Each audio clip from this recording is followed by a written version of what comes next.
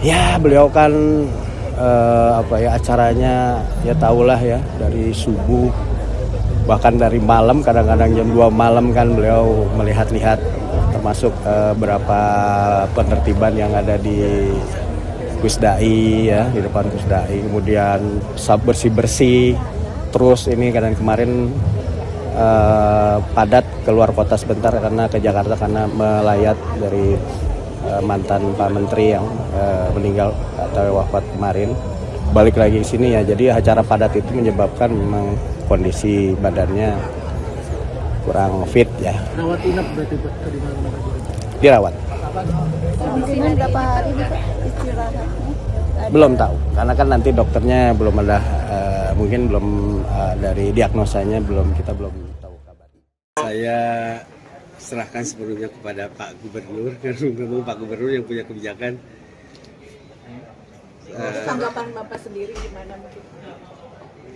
Ya, kita berproses saja. Silahkan nanti masyarakat menilai sendiri bagaimana tanggapannya juga nanti. Ini kan masih proses, jadi kita tidak perlu menanggapi terlalu berlebihan. Ya, nanti kita ikuti saja lah. Itu kan sepenuhnya ada pada Pak Gubernur. Saya tidak bisa memberikan tanggapan yang melebihi kapasitas saya sebagai wakil. Oh ya, yang itu kan kemarin saya sudah menjelaskan bahwa pada posisi DPRD itu kan punya kewajiban untuk menerima aspirasi dalam hal apapun gitu ya. Jadi saya masih melihat bahwa itu sebuah proses penerimaan sebagai aspirasi dari masyarakat. Kemudian nanti Komisi 1 mungkin akan menelaah gitu kan, apakah itu perlu dilanjutkan atau dibahas gitu. Tapi kalau persetujuan saya kira belum. Jadi saya juga ini menyampaikan bahwa DPRD belum menyampaikan persetujuan karena masih ada tahapan-tahapan yang masih harus dilalui. Artinya belum ada kajian gitu dari DPRD? Daripada belum, ya Pak Dadi dari Pak Pembeda juga nanti kan akan melihat juga kan gitu.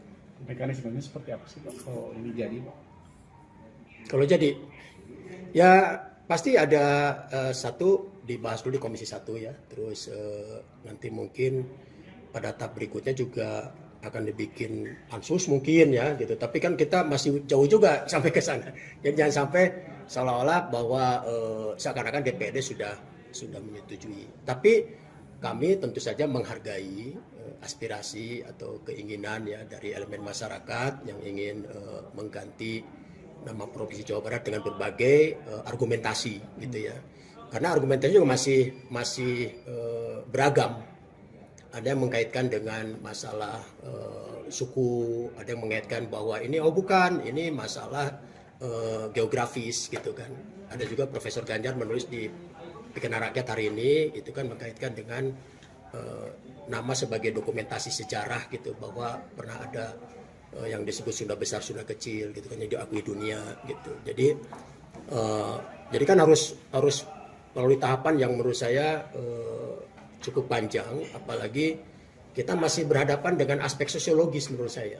Jadi kalau secara hukum ketatanegaraan mungkin tidak sulit ya. Ada yang ngusulin, kepala daerah setuju, DPR setuju, diajukan ke pusat setuju, tanda tangan selesai. Tapi yang harus diselesaikan adalah masalah sosiologis. Kita tahu bahwa di Jawa Barat ini kan ada atau saudara-saudara dari Cirebon gitu ya, yang juga menginginkan sejak lama itu ada provinsi sendiri gitu. Kemudian di Jawa Barat juga ada kawasan yang beririsan dengan Betawi gitu ya, Depok, Bekasi misalnya kan gitu. Nah tidak mudah juga menggulirkan penggantian nama dengan nama kesundaan.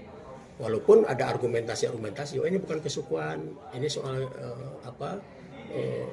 geografis dan sebagainya kan gitu. Nah ini kan harus clear. Jadi menurut saya PR yang paling penting adalah selesaikan dulu secara sosiologis. Ini saya pada posisi sebagai ketua DPRD, ya pada dia. Tapi kalau secara pandangan fraksi saya belum bisa bicara. Gitu. Yang mengajukan sendiri dari mana Pak? Kenapa? Yang mengajukan pergantian nama sendiri dari mana? Itu kan ada tim namanya tim pengkaji gitu ya. Dan itu sudah cukup lama, dari tahun berapa ya?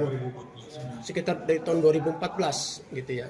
Itu sudah cukup lama, mereka sudah punya kajian akademik gitu kan. Nah tapi kan kami juga harus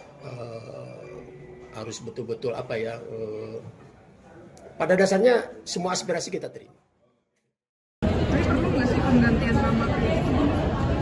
Mereka kan udah ini kan udah menakar gitu budayanya.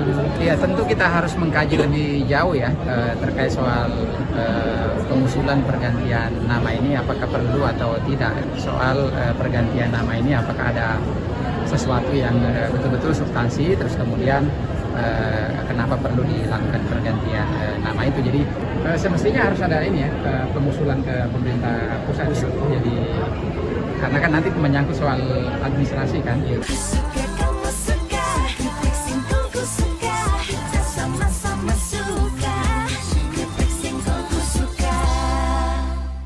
Sejauh ini kami belum menerima masukan dari provinsi, jadi ya nanti kita tunggu aja ya apa yang menjadi usulan dari teman-teman provinsi. Tapi perlu nggak sih penggantian nama? Mereka kan udah menakar gitu budayanya. Ya tentu kita harus mengkaji lebih jauh ya terkait soal pengusulan pergantian nama ini apakah perlu atau tidak. Kita tentu setiap masukan-masukan tentu akan kita kaji lebih jauh, lebih dalam soal pergantian nama ini apakah ada sesuatu yang betul-betul substansi, terus kemudian kenapa perlu dilakukan pergantian nama itu. Jadi tentu kami harus melakukan kajian-kajian lebih mendalam lagi. Bang, ini secara undang-undang terus diakomodir di undang-undang itu seperti apa sih, cukup dari peraturan aja atau seperti apa sih secara aturan gitu? Semestinya harus ada ini ya pengusulan ke pemerintah pusat. Jadi karena kan nanti menyangkut soal administrasi kan, administrasi kewilayahan. Jadi mungkin nanti kalau misalnya ada usulan nanti kami akan kaji lebih jauh terkait usulan. Ke Komisi 2 itu berarti? Ya, Komisi 2. Bang, besaran TKD ini sebenarnya naik atau turun sih untuk 2027 karena Pak Arya Bima bilang turun, tapi Pak Said Abdullah bilang bakal naik. Apanya? TKD. Kan sekarang lagi pembahasan kan di di Banggar, jadi kita tunggu aja ya.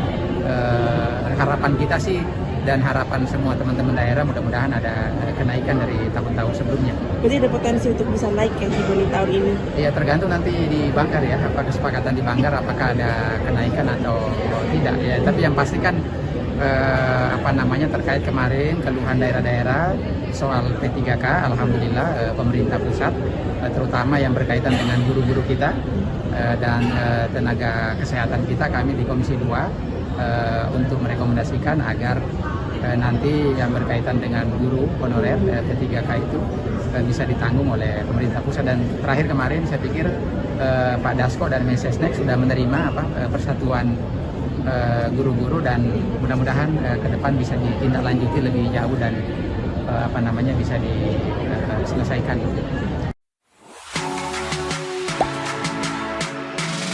Gak sempet baca? Dengerin aja, klik icon text to speech di okezone.com.